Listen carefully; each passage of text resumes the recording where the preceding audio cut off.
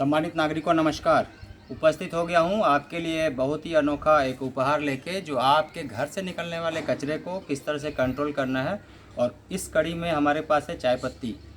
चाय पत्ती का प्रयोग भारत में और भारत के बाहर भी पूरे विश्व में शायद कहीं ऐसा ना होता होगा, कहीं ना होता हो, लेकिन जब हम घर से निकलने वाले कचरे को कंट्रोल कर सकते हैं तो क्यों ना हम चाय पत्ती से ही शुरुआत कर लें। और आप मान के चलिए कि यदि आपने महीने में 1 किलो भी चाय पत्ती का खाद बना लिया तो आपका लगभग 365 किलो चाय पत्ती का खाद आपके घर में तैयार हो जाता है। और ये आपकी बागवानी के लिए इस तरह का रिजल्ट देता है। किसी भी तरह के फ्लावर्स आपके यदि छत पे लगे हुए हों, खास करके गुलाब हैं, जरबेरा है, गुलदाउदी है, तो उनके लिए बहुत ही उत्तम किस्म का खाद है। और घर से बाहर जाके खाद की तलाश करना हमारे लिए बहुत सुकून नहीं देता है, खास बजट में भी और हमारे मन को भी। मनोदशा के लिए ज़रूरी है कि आप अपने घर से शुरुआत कर लें।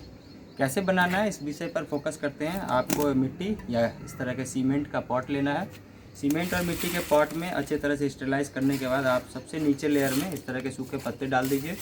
यदि पीपल का पत्ता हो, बरगद का पत्ता हो तो ज़्यादा अच्छा है। फिर भी यदि आपके किचन से निकल रहा, आपके छत से निकल रहा हो कुछ भी, इस तरह के पत्ते भी आप सबसे नीचे लेयर में डाल सकते हैं। सेकंड लेयर में आपको डालना है इस तरह का कोकोपीट। एक लेयर आप कोकोपीट डाल दीजिए। कोकोपीट डालने के बाद आपको एक पॉट रखना है अपने किचन के पास, जहाँ पर डेली निकलने वाले जो आपके चाय पत्ती का खाद है उसको आप रख सकते हैं।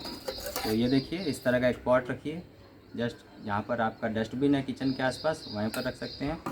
और इस खाद को आप लाकर अपने रूटीन वर्क में 1 दिन 2 दिन जैसे ये पॉट भर जाए उसके बाद आप इसको इसमें डाल दीजिए। हमने डाला है सबसे नीचे सूखे पत्ते, उसके बाद हमने डाला है कोकोपीट, उसके बाद हमने डालना शुरू कर दिया ये खाद, ये चाय पत्ती जो हमारे किचन से निकल रहा हो। और किचन से निकलने वाले इस चाय पत्ती को इस तरह से डालते रहें। चूँकि गर्मियों के समय में आपको थोड़ा मॉइस्चर बनाए रखना है तो पानी डालना होगा हल्का सा, जिससे कि इसकी नमी बनी रहे। ये है गुड़ का रस या वेस्ट डिकम्पोज़र। गुड़ का रस आपको बनाना है। एक मग्गे में आपको 1 लीटर लगभग पानी लेना है, उसमें आपको 100 ग्राम तक गुड़ डाल देना है और रात में ओवरनाइट छोड़ देना है। सुबह जब आप उठेंगे तो देखेंगे गुड़ बिल्कुल पिघल गया है, मेल्ट हो गया है, और उसको आप यूज़ कर सकते हैं। तो इस तरह का एक बन जाएगा लिक्विड। तो गुड़ का रस भी छिड़काव कर सकते हैं और आप साथ में छिड़काव कर सकते हैं वेस्ट डिकम्पोज़र। बीच बीच में आपको चलाना है, ऐसे करके आप थोड़ा सा चला दीजिए। और इस तरह से जब आप चलाते हैं तो ये ऊपर नीचे मिक्स हो जाता है। ऊपर नीचे मिक्स होने के बाद ये अपने एक फॉर्मेट में आ जाता है। टाइम टू टाइम आपको थोड़ा सा इसमें कोकोपीट और मिलाना है। इस तरह से हल्का छिड़काव कोकोपीट का, थोड़ा सा, ज़्यादा नहीं, आप कर सकते हैं, जिससे कि और भी ये एक दूसरे के साथ मिक्स हो जाए और बहुत ही अच्छा रिजल्ट आए। आप ये देखिए, ये हमारा लगभग तैयार खाद है। ये लगभग अब तैयार होने के फॉर्मेट में आ चुका है। अब धीरे धीरे ये डिकम्पोज हो रहा है। तो इसमें अभी भी 15-20 दिन टाइम लगेगा और ये बिल्कुल तैयार हो जाएगा। ठीक है। तैयारी के बाद हमारे पास जो खाद निकल के आया है वो ये खाद है। ये बिल्कुल तैयार है अपने आप में। ये 2 महीने के पहले हमने तैयार कर लिया था। और जब आप इनको पौधों में डालते हैं तो ये स्लो रिलीज फर्टिलाइज़र का काम करता है। जैसे जैसे आपके पौधों की ज़रूरत होती है उसके अकॉर्डिंग ये रिजल्ट देता है। और ये रिजल्ट आपके सामने है। जरबेरा में हमने यूज़ किया था, हमने गुलदाउदी में भी यूज़ किया हुआ है, हमने गुलाब में भी किया हुआ है। गर्मियों के समय में गुलदाउदी का इस तरह से बने रहना अपने आप में एक संकेत देता है कि इसके पोषक तत्वों की पूरी पूर्ति हो रही है।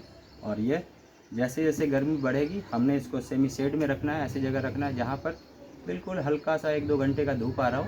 तो गुलदाउदी में जैसे ही रेनी सीजन की शुरुआत होगी यहाँ से फ्लावरिंग स्टार्ट हो जाएगी। विश्वव्यापी इस तकनीक को कि हम घर से निकलने वाले कचरे को किस तरह से कंट्रोल करें और हम अपने आसपास किस तरह से अच्छा एक खुशनुमा माहौल बनाएं, जहां पर आपसी प्रेम, भाईचारा हो और हम बागवानी की दुनिया को एंजॉय कर सकें। आप सभी का बहुत बहुत धन्यवाद। आपके बीच पुनः उपस्थित होऊंगा नई जानकारी के लिए। तब तक बहुत ध्यान से आप रहिएगा। Thank you very much.